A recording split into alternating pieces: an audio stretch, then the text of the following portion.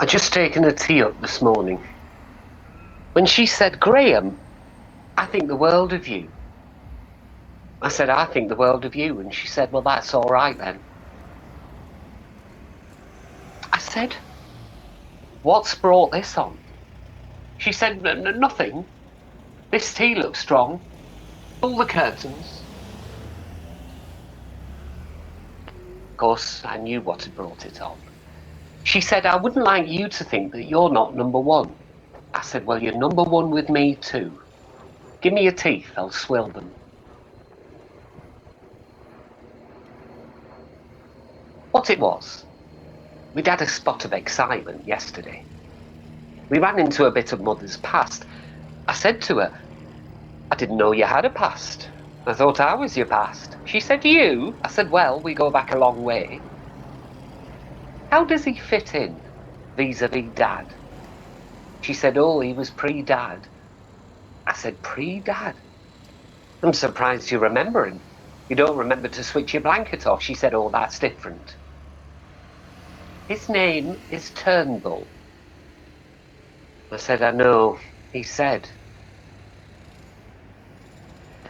I parked her by the War Memorial on a usual seat while I went and got some reading matter. Then I waited while she went and spent a penny in the disabled toilet. She's not actually disabled. Her memory's bad. Well, she says she prefers their toilets as you get more elbow room. She always takes forever, diddling her hands and whatnot. And when she eventually comes back, it turns out she's been chatting to the attendant. I said, "What about?" She said, "Hanging." She was in favour of stiffer penalties for minor offences, and I thought, well, we know better, our Graham, than me. I wish you'd been there, love. You could have given her the statistics. Where are we going for our tea? The thing about Mam is, though she's never had a proper education, she's picked up enough from me to be able to hold her own in discussions about up-to-the-minute issues like with the environment or the colour problem. And for a woman of her age and her background, she has a very liberal slant. She'll look at my Guardian. She'll actually think for herself. Dr. Chowdhury said to me, "Full marks, Graham. The best way to avoid a broken hip is to have a flexible mind. Keep up the good work." Now they go mad round that war memorial.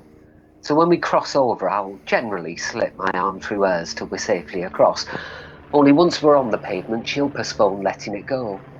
Because once upon a time, we got stopped by one of those questionnaire women who reckons to take us for husband and wife. I mean, Mum's got white hair. Now, she was doing this kind of dodge, and I said, "Mum, let go of my arm." Now, I didn't really wrench it. Only next thing I know, she's flat on the pavement. I said, "Oh my God, Mother." Well, people gather round. I pick up her bag, and she sits up, and she says, "I've laddered both my stockings." I said, "Never mind your stockings. What about your pelvis?" She said, it's these bifocals. They tell you not to look down. I was avoiding some sick." Somebody says, "That's a familiar voice." And there's a little fella bending over her. Got a green trilby hat, shorty raincoat. "Hello," he says. "Remember me?" Well, she doesn't remember people. I know for a fact because she swore me down she'd never met Joy Buckle, who teaches flowers and felt and fabric at my day centre. I said, "You have met Joy. You knitted her a tea cosy." That's all she can knit. Tea cozies. Well, and bed socks. They're both outmoded articles. I said to her, "Branch out. If you can knit tea cozies, you can knit skiing hats." And she says, "Well, I will. Only I have to stand over her, or else she'll still leave a hole for the spout." Anyway, I said, "You have met Joy because you said she had some shocking eyebrows." She said, "I hope you didn't tell her that." I said, "Of course I didn't." She said, "Well, I don't remember." And that's the way she is. She doesn't remember. And here's this little fella bending over her saying, Do you remember me? So I said, no, she won't. Come along, Mother, let's get you up. Only she says, remember you? Of course. It's Frank Turnbull. Oh, it must be 50 years. He said, 52, Filey, 1934. She said, Seacrest. He said, no sand in the bedrooms. And they both cracked out laughing. Well, meanwhile, she's still stuck on the cold pavement. I said, come along, Mother. You don't want piles. Only he butts in again. He says, with respect, it's advisable not to move a person until it's been ascertained no bones are broken. I was in the St. John's Ambulance Brigade. Yes, said Mother. And who did you learn your bandaging on? And they both burst out laughing again. He had on these bright yellow gloves. Could have been a bookie. Eventually, I get my arms round her waist and I hoist her up, only his lordship's no help as he claims to have a bad back. When I finally got her restored to the perpendicular, she introduces him. This is Frank Turnbull, a friend of mine from the old days. What old days? Well, the first time I knew there were any old days. It turns out he's a gents outfitter, semi-retired, shop in Bradford and some sort of outlet in Morecambe. I thought, well, that accounts for the yellow gloves. Straight off, he takes charge. What you need now, Vera, is a nice cup of coffee. I said, well, we were just popping for some tea, weren't we, Mother? Vera?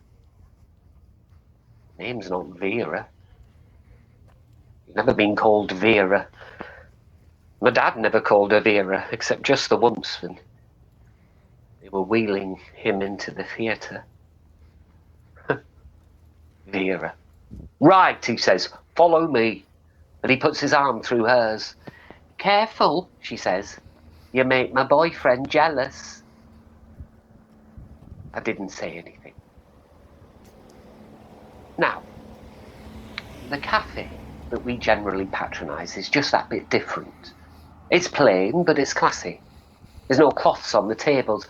The menu comes on a little slate and the waitresses wear their own clothes. They look as if they're doing it just for the fun of it.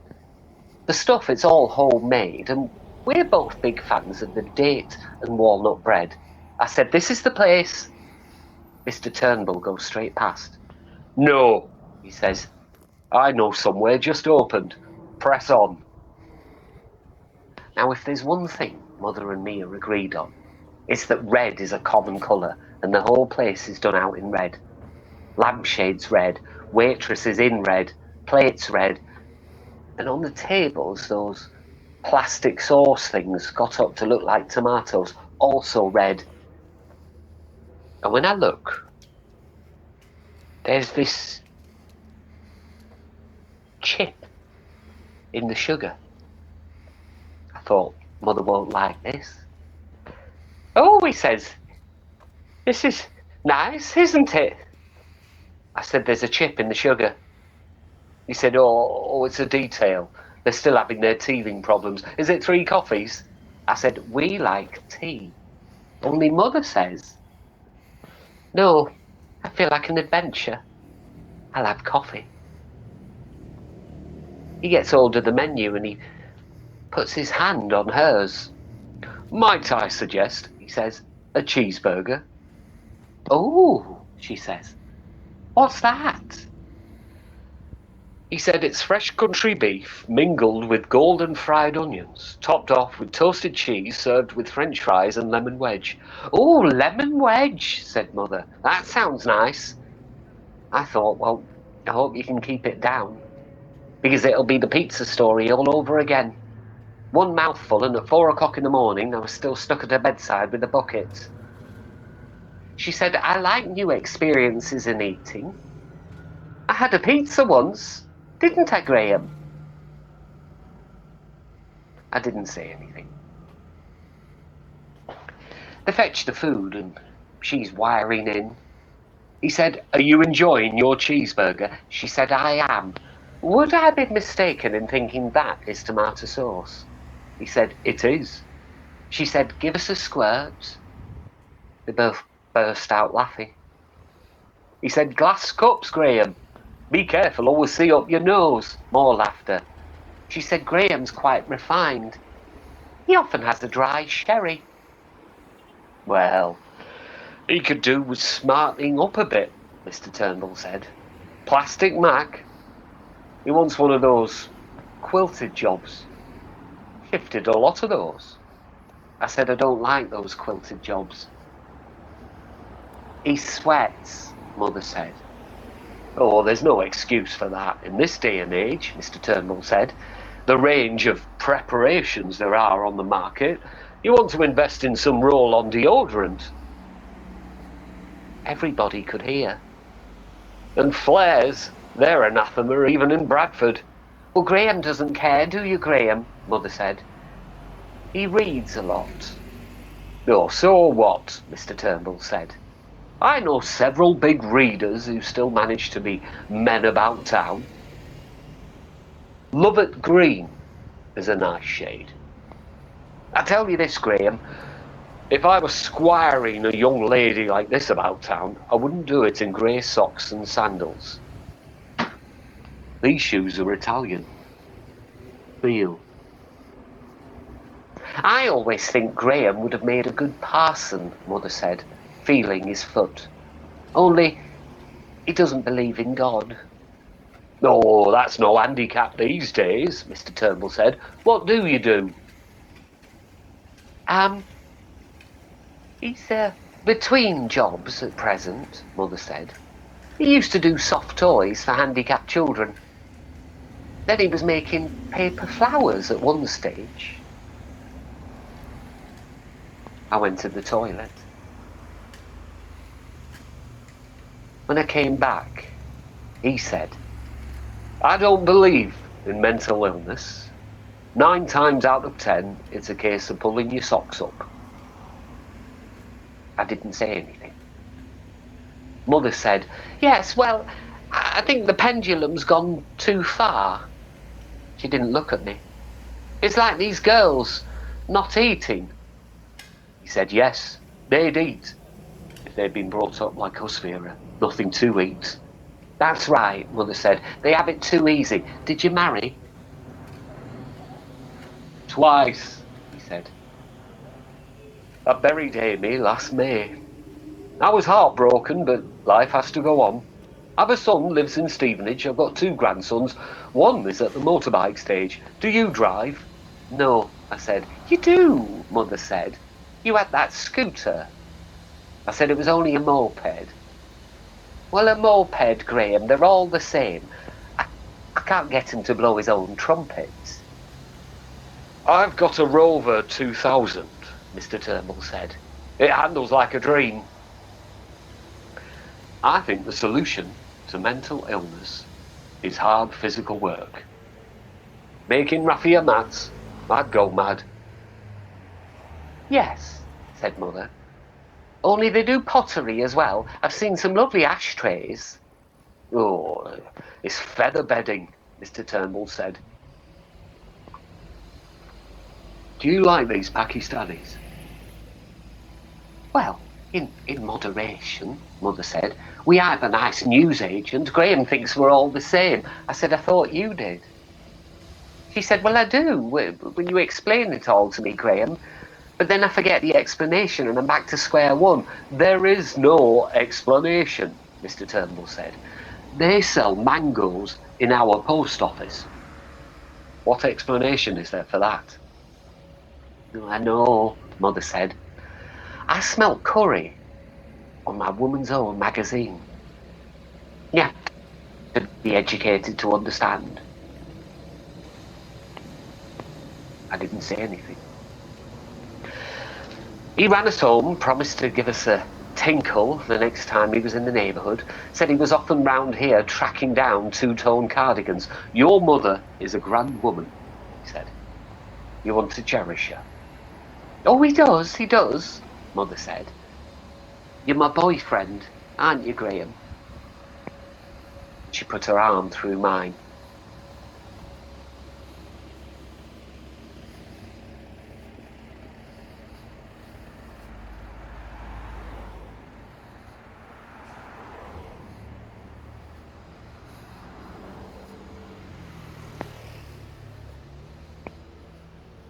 must be a famine on somewhere. Because we were just letting our midday meal go down when the vicar calls with some envelopes. He breezes in, anorak and running shoes, and he says, "I always look forward to coming to this house, Mrs. Whittaker." He's got the idea she's deaf, which she's not. It's one of the few things she isn't. He says, "Do you know why? It's because you two remind me of Jesus and his mother." Well, I've always thought Jesus was a bit offhand with his mother, and on one occasion I remember he was quite snotty with her, but I didn't say anything. And of course, Madam is over the moon. In her book, if you can't get compared with the Queen Mother, then the Virgin Mary's the next best thing. She says, "Are you married?" "No, Mrs. Whittaker. I am married to God." She says, "Oh, where does that leave you with the housework?" He said, "Well, I don't do as well as your Graham. He's got this place like a palace." She says, "Well, I do my whack. I washed 4 pairs of stockings this morning." She hadn't. She put them in the bowl. Then they slipped her mind, so the rest of the operation devolved on me. He said, "How are you today, Mrs. Whittaker?" She said, "I'm stiff down one side." I said, "She had a fall yesterday." She said, "I never did." I said, "You did, Mother. You had a fall, and then you ran into Mr. Turnbull." She said, "Oh, that's right. I did."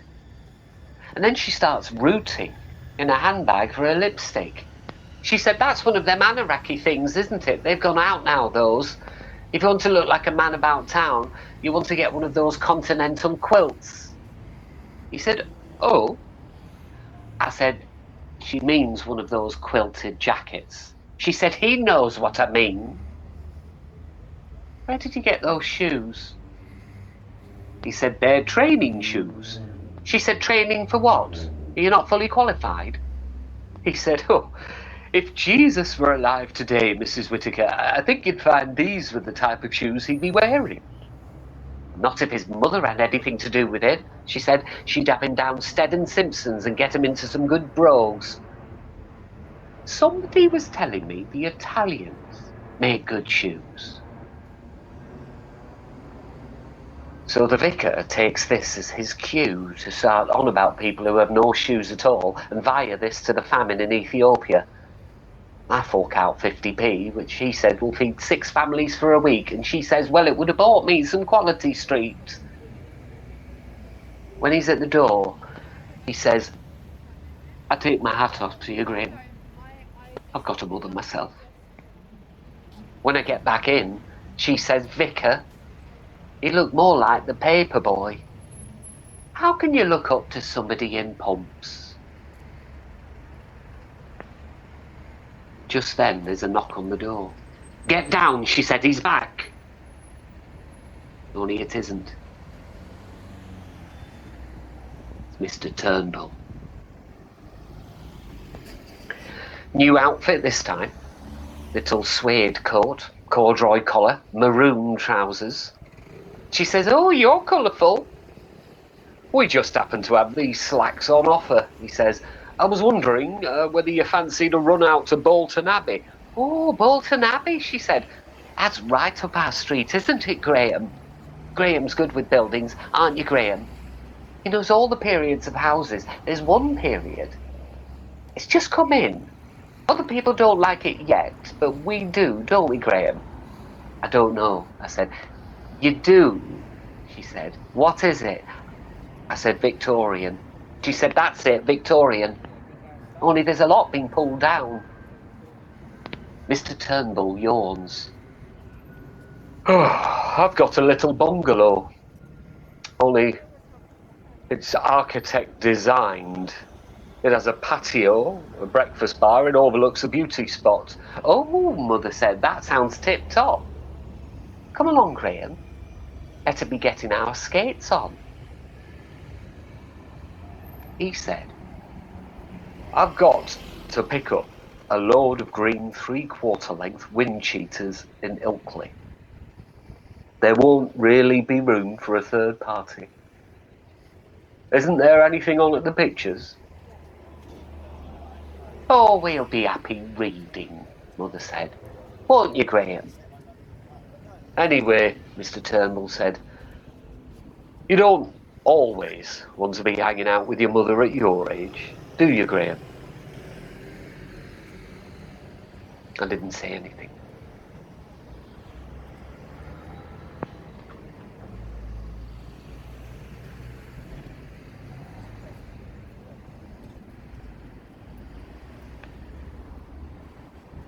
I've been there, laid on my bed, reading one of my magazines. Got a feeling somebody's looking at the house, only I can't see anybody. Once or twice I think I've heard a knock at the door, but I haven't got. In case there's nobody there.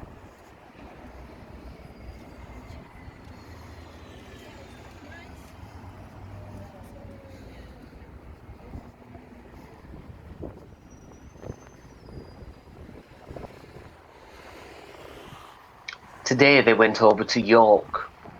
It was after 7 when he dropped her off. Generally comes in, not this time. Just gives her a little kiss. She has to bend down. I said, oh, you had a good time? She said, yes. We had egg and chips, tea, bread and butter. We've got a lot in common, and there's a lovely new car park. I said, did you go into the Minster? She said, no. Frank's not keen on old buildings. We need to look more to the future. He says they built a spanky new precinct in Bradford, so that's going to be next on the agenda. You're quiet? I said, well, do you wonder? Dr. Chowdhury said I should have a stable environment. This isn't a stable environment with your fancy men popping in every 5 minutes. She said, he's not my fancy man. I said, well, he's your fancy man in embryo. She said, you know, I don't know what that means. I said, how old are you? She said, I don't know. I said, you do know. She said, I don't. Tell me. I said, you're 72. Well, that's not so old.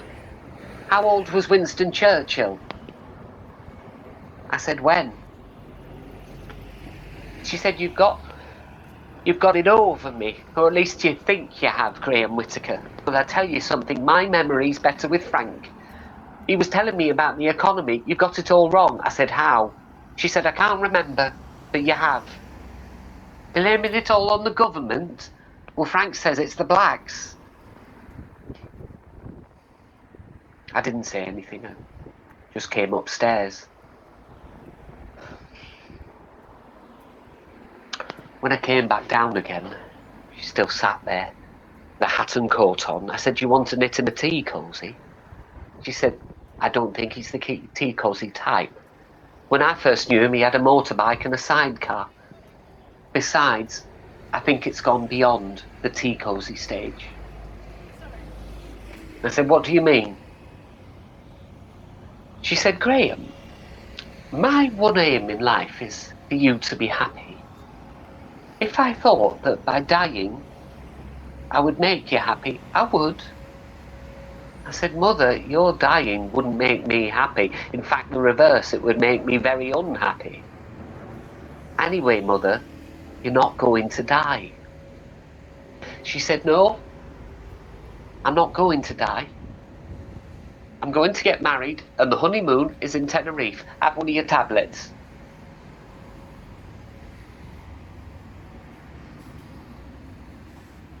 She made a cup of tea. I said, how can you go to Tenerife? You're smothered at Scarborough. She said, it's a 4-star hotel with tip-top air conditioning. You get your breakfast from a long table. I said, what about your bowels? She said, what about my bowels? I said, well, you said they were unpredictable at Morecambe. Get them to the Canary Islands, they're going to be all over the place. She said, who's talking about the Canary Islands? I'm going to Tenerife. And what about post-Tenerife? Where are you going to live? She said, here. Frank says he'll be away on and off on business, but he wants to call this home.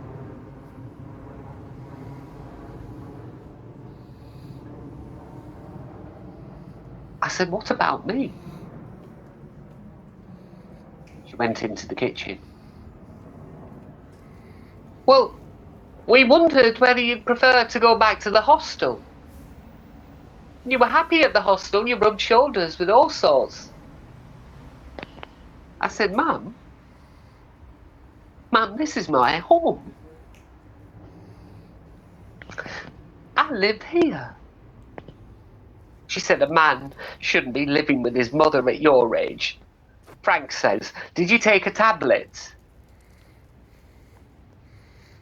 Oh. Now it's 4 o'clock in the morning and I can't sleep.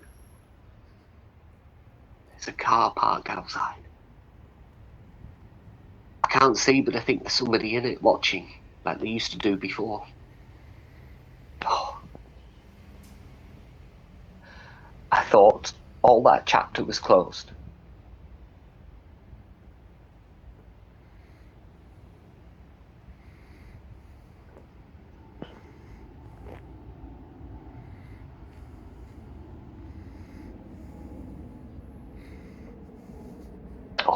This morning, I went to community caring down at the health centre. It caters for all sorts. Steve, who runs it, he's dead against what he calls the ghetto approach. What he's after is a nice mix of personality difficulties as being the most fruitful exercise in problem solving and a more realistic model of society generally. There's a constant flow of coffee, oiling the wheels, as Steve calls it. And we're all encouraged to ventilate our problems and generally let our hair down. I sometimes feel a bit out of it. I've never had any particular problems. But this time, when Steve says, now chaps and chapesses, who's going to get the ball rolling? I get in quick and I tell them about Mother and Mr. Turnbull. When I finished, Steve said, thank you, Graham, for sharing your problem with us. Does anyone want to kick it around? First off the mark is Leonard, who wonders whether Graham has sufficiently appreciated that old people can fall in love and have meaningful relationships generally, the same as young people. I suppose this is understandable coming from Leonard because he is 75, only he doesn't have meaningful relationships. He's been had up for exposing himself in Sainsbury's doorway. As Mother said, Tesco's, you can understand it. Then Janice chips in. Had they been having sexual intercourse? I said I didn't want to think about it. Steve said, why? I said, I don't know. He said, well, maybe what we should be talking about is why Graham is being so defensive about sexual intercourse. I said, Steve, I am not being defensive about sexual intercourse. She is my mother.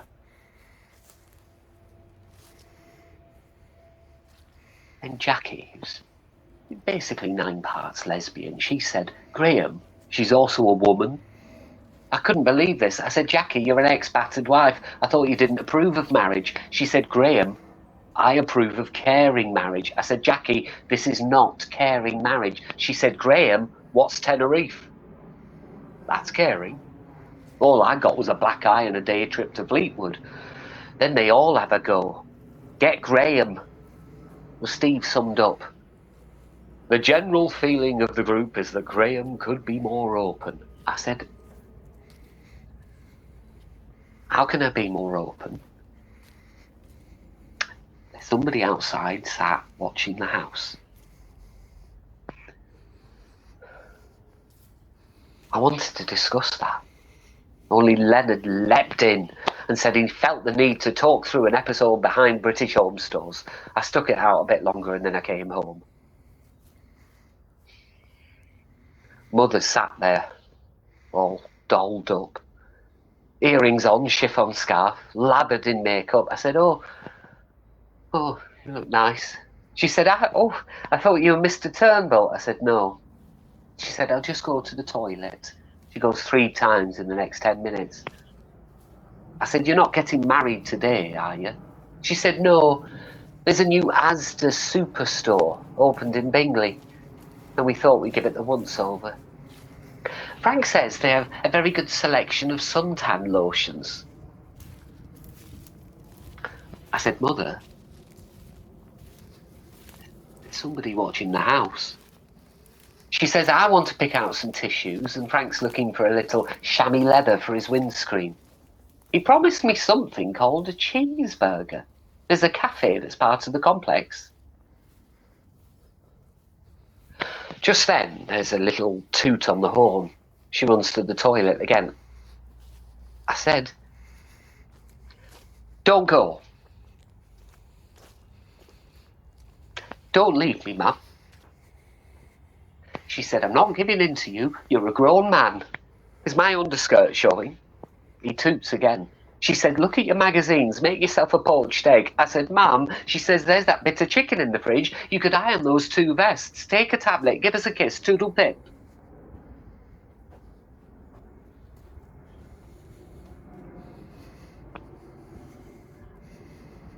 I thought I'd go and sit in the back room where they couldn't see me.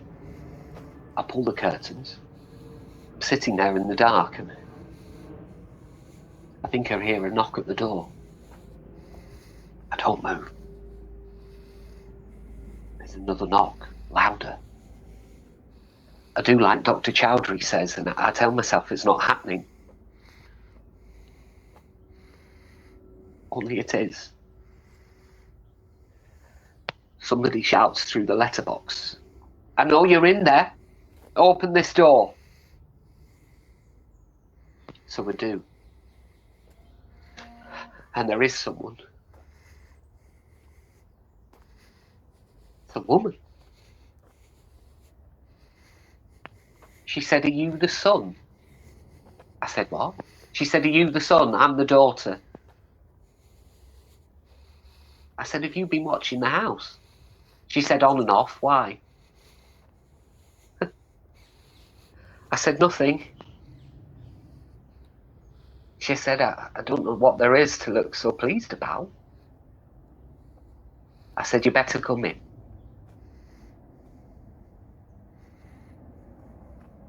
It's 9 o'clock when I hear the car outside, sitting watching TV. I say, oh, hello. You have a nice time? She said, oh, yes, we did, thank you. Did you get your suntan lotion? She said, what suntan lotion? You were going to get some suntan lotion. Never mind, you've forgotten. How's Mr. Turnbull? She said, Frank, he's all right. She took her things off. I'm sure you could get to like him, Graham. If only you got to know him. I said, well, you should have brought him in. Well, I will next time. To be nice, if now and again we could go off as a threesome. What have you done? I said, nothing. Just sat here. You been all right?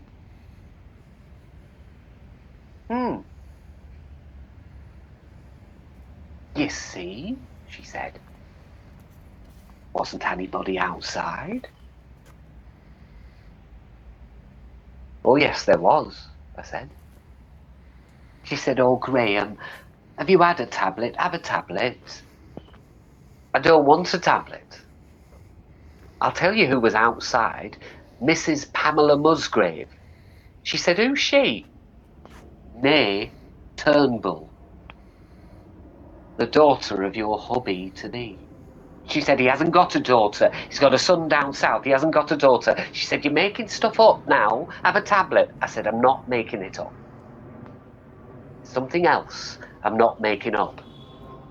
Mrs. Turnbull. She said, there isn't a Mrs. Turnbull. She's dead. I'm going to the toilet. I said, she's not dead. She's in a wheelchair with a broken heart. He's been having you on. After a bit, she comes out. You're just saying all this. Well, the number's on the pad. Ring up. She's disabled, is his wife. Has been for 10 years. Their daughter looks after them. You're not the first.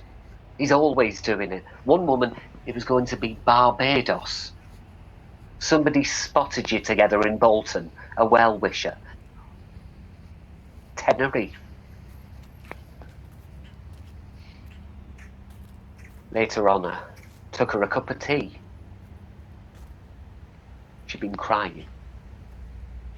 She said, I bought this little bed jacket.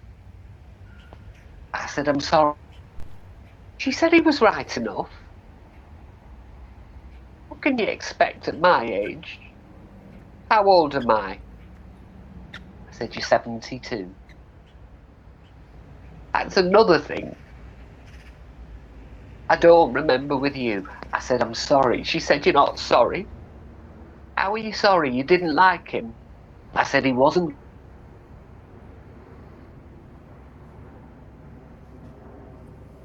More than can be said for you. She starts crying again. I said, I understand, Mum. She said, you do. You don't understand. How can you understand? You're not normal. I said, I'm going to bed. In a bit, she comes shouting outside the door. You think you've got it over me, Graham Whittaker? Well, you haven't. I've got it over you. I said, go back to bed. She said, I know the kind of magazines you read. I said, chess. You'll catch cold. She said, there never are chess. Chess with no clothes on. Chess in the birthday suits. That kind of chess. Chess men. I said, go to bed. Turn your blanket off.